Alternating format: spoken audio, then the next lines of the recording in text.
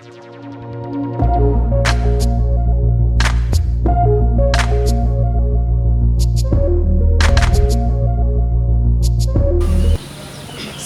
museum. Museum yang itu.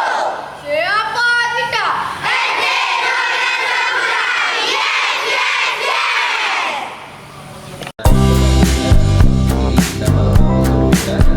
Dan juga nanti akan dibantu juga sama Bang satu lagi, yaitu Bang Putra. Beliau sudah siap? Baik, jadi sekarang kita akan masuk. Kita akan mulai dari barisan ini dulu, kemudian kedua, ketiga, dan seterusnya. Oke, siap? Siap. Oke, boleh, abang silakan.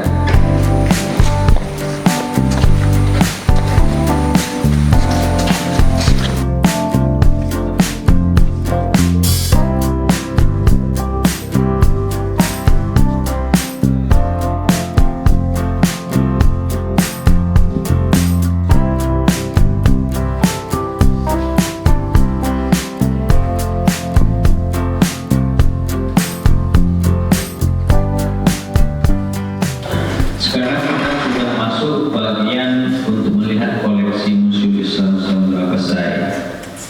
Tentu di dalam museum ini sangat banyak informasi yang berharga yang bisa kita serap untuk menjadi ilmu pengetahuan kita selain ilmu-ilmu yang diajarkan di sekolah. Semua perlu diketahui.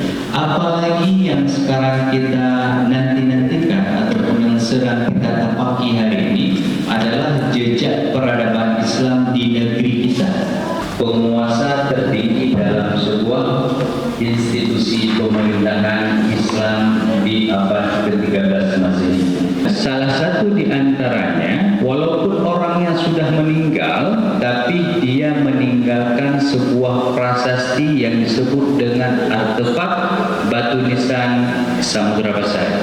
Ya, batu nisan tinggalan sejarah Samudra Pasai itu tersebar di sangat banyak tempat di negeri ini. Bukan hanya ada di gedung, bukan hanya ada di samudra, tapi juga ada di beberapa tempat di Asia Tenggara ini. Jauh dia, walaupun diproduksi di sini, kebudayaannya milik orang kita, tapi dia bisa menyebar ke berbagai negara, berbagai negeri di Asia Tenggara ini. Kita lihat ini adalah peta Kabupaten Aceh Utara. Di Kabupaten Aceh Utara ini sangat banyak tersebar batu nisan tipologi Samudra Pasai itu. Ya, mulai dari kecamatan di pesisir, ada Baktia Barat, ada Sunudun, ya itu semua kecamatan-kecamatan di bagian pesisir. Sampai ke pedalaman itu ada di Desa Antara, Kota Makmur, Simpang Kramat, Tanah Luas, Matang Kuli, Perak Timur, Sukundas. Paling banyak di antara kecamatan-kecamatan yang ada di Aceh Utara, batu nisan itu adalah ada di Kecamatan Samudera, di tempat kita tinggal ini. Ada sangat banyak kampung ataupun desa ini yang menyimpan artefak batu nisan. Bahwa kehebatan kita di masa lalu bisa kita pertanggungjawabkan oleh generasi kita di zaman sekarang ini. Dan itu bisa terus berlangsung sampai kelak nanti anak-anak cucu-cucu kita kelak masih bisa melihat kemegahan daripada tinggalan sejarah Samudra Pasai. Itu mencatat Sultan pertama sampai Sultan ketiga. Kemudian kawan yang lain ini mencatat di bagian lain lagi dan seterusnya. Paham ya?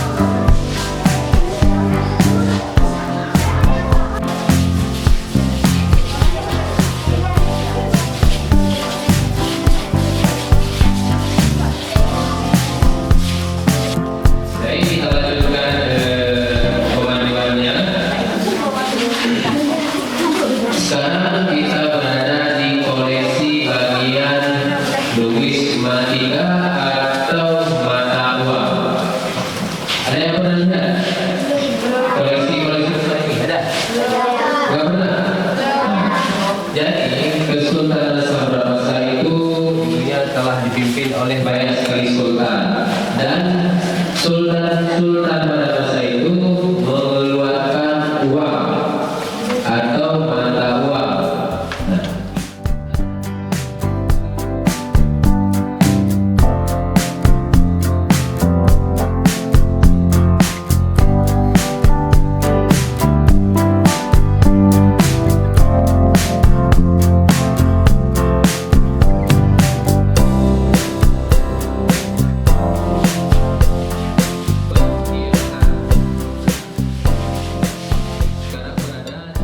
Ini di samping kiri dan kanan ini merupakan perhiasan yang digunakan pada acara-acara khusus seperti acara pesta perkawinan. Nah, di sini ada ragam jenis perhiasan. Cuping ini biasa dulu digunakan pada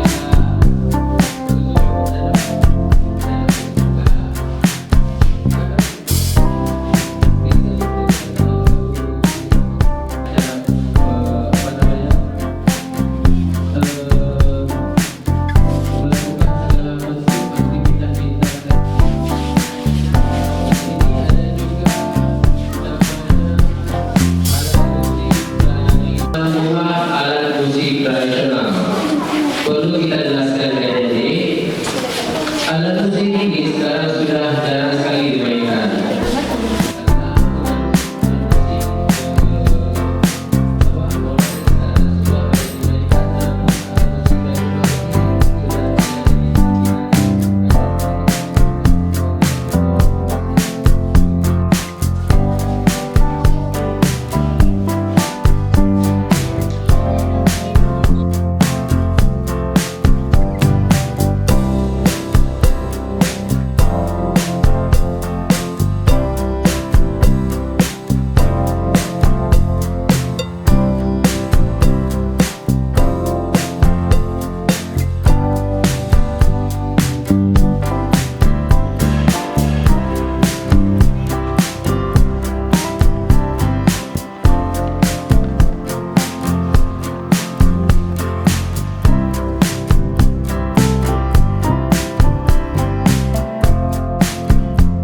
Assalamualaikum warahmatullahi wabarakatuh.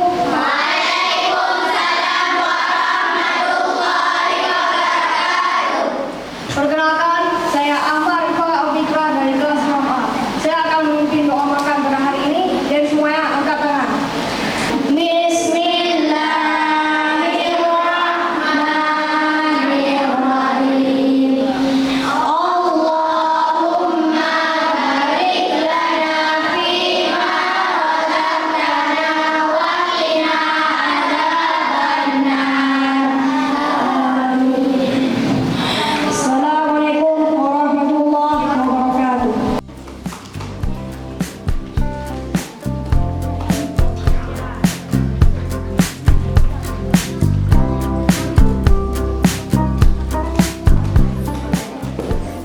Assalamualaikum warahmatullahi wabarakatuh.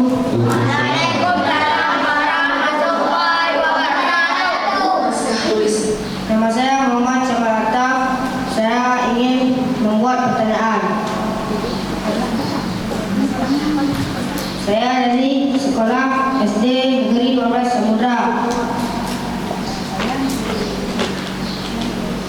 Pertanyaan saya adalah berapa dulu uang dibuat dari emas? Berapa uang dibuat dari emas? Lain lagi? Tidak, segitu aja. Ya. Oh. Berarti kalau misalnya kita cerita tentang mata uang, ya, berarti kita sedang membicarakan sistem ekonomi ataupun moneter yang semua rangkuman informasinya itu ada di bagian apa tadi di bawah itu yang mencerita tentang koin-koin. Apa tulisan yang besar di bagian itu dalam kerah itu apa? Numismatika. Hal yang menarik di Samudra Pasai, mereka mengeluarkan mata uang ataupun koin itu dalam beberapa varian bahan baku, ya. Yang paling fenomenal ataupun yang paling bagus itu yang terbuat dari emas.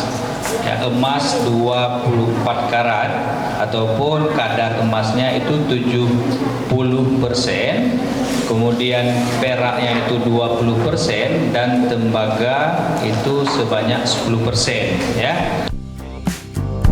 Assalamualaikum warahmatullahi wabarakatuh. Waalaikumsalam warahmatullahi wabarakatuh. Nama saya Rizky Aulia. Saya ingin memberi pertanyaan. Kenapa zaman dulu Samudra Pasai tidak menggunakan senjata? Senjata api. Oke, salam. Assalamualaikum warahmatullahi wabarakatuh. Ya, terima kasih untuk Rizky Aulia. Tapi itu maksudnya pistol. Oh, Nabrimo. Jadi perkembangan zaman, lain masa dia lain teknologinya, ya. Ada kadang-kadang kita sekarang telah berada di masa fase paling modern lah dibandingkan periode-periode masa-masa sejarah sebelumnya. Tapi ada bagian-bagian tertentu, walaupun kita sudah hidup di zaman modern, ada bagian-bagian tertentu yang kita tidak terlalu modern ataupun tidak terlalu mewah dibandingkan masa sebelum kita. Misal yang pertanyaan kelompok 5 tadi, mereka zaman Samudra Pasai itu telah menggunakan uang terbuat dari emas. Sekarang kita tidak ada kan? Tidak ada uang terbuat dari emas. Nah, kenapa senjata api tidak digunakan pada zaman itu? Assalamualaikum warahmatullahi wabarakatuh. Waalaikumsalam warahmatullahi wabarakatuh. Perkenalkan, nama saya Widya Salis. Saya dari kelompok 3. Sekolah SD Negeri 12 Samudra. Saya ingin bertanya, kampung apa yang paling banyak batu nisan pada masa kerajaan dahulu?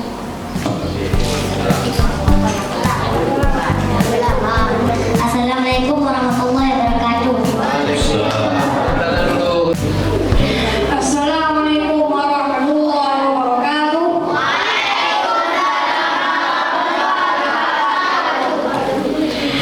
Saya bernama Ahmad Pak Abikran dari kelompok 1. Saya ingin bertanya, kenapa koin orang zaman dulu ada yang berukuran kecil dan ada yang berukuran besar?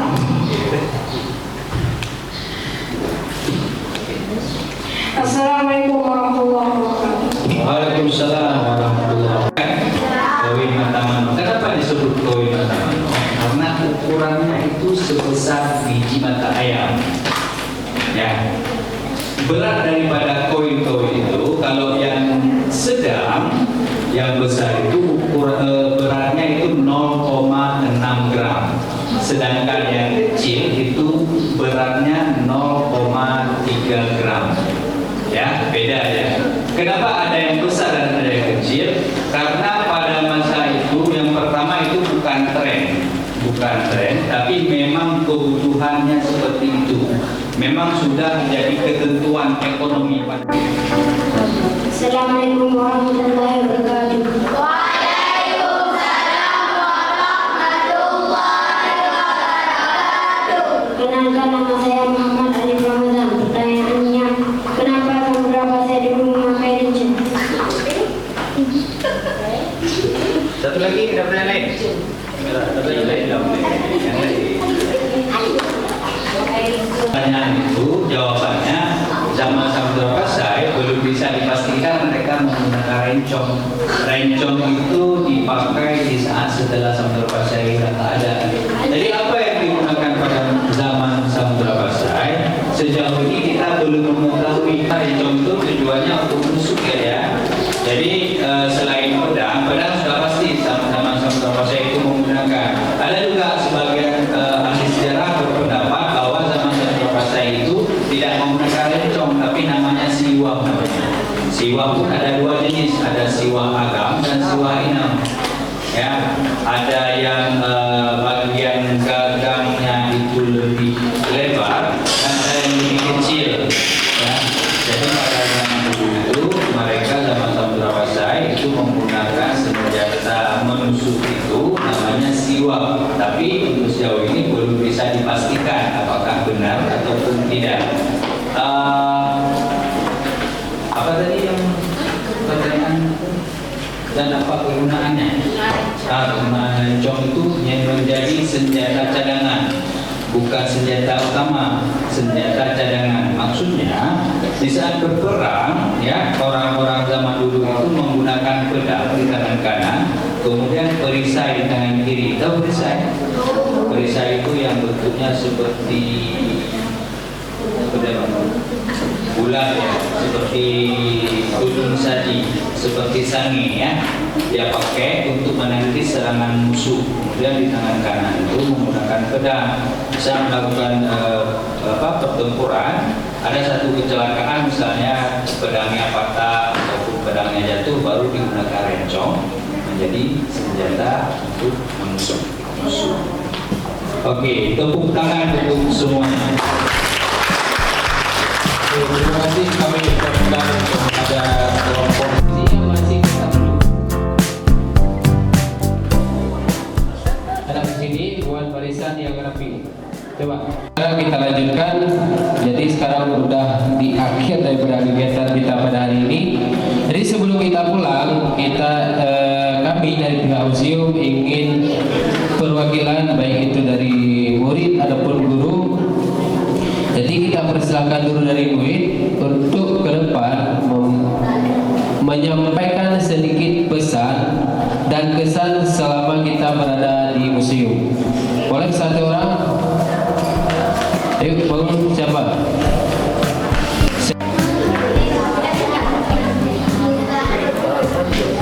Assalamualaikum warahmatullahi wabarakatuh.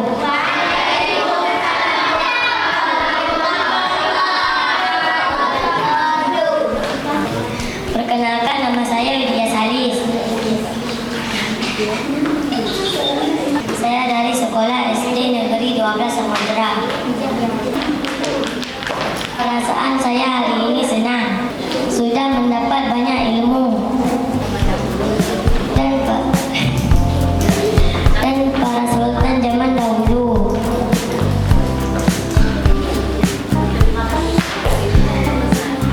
Terima kasih kepada tim Samudra Pasai. Assalamualaikum warahmatullahi wabarakatuh.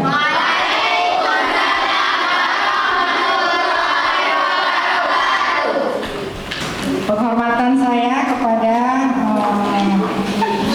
para abang-abang duta museum dan adik-adik duta museum, terutama selawat beriring salam kita sanjung sajikan ke pangkuan Nabi Muhammad SAW yang telah membawa kita dari alam kegelapan sampai ke alam yang berilmu pengetahuan seperti yang kita rasakan saat ini.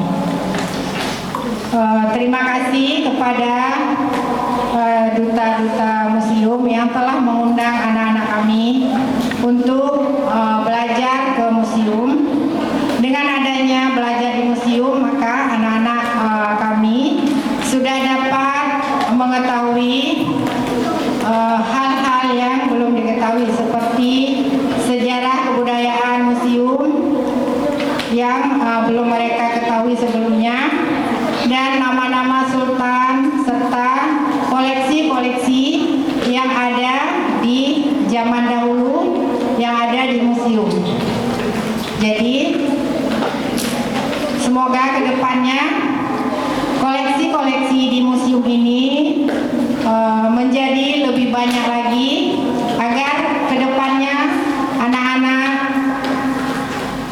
generasi penerus dapat lebih paham atau lebih mendalam mengenal budaya-budaya atau koleksi-koleksi yang belum mereka pelajari. Tidak berpanjang mukadimah berhubung waktu hari ini juga hari Jumat, jadi saya akhiri dengan Assalamualaikum warahmatullahi wabarakatuh.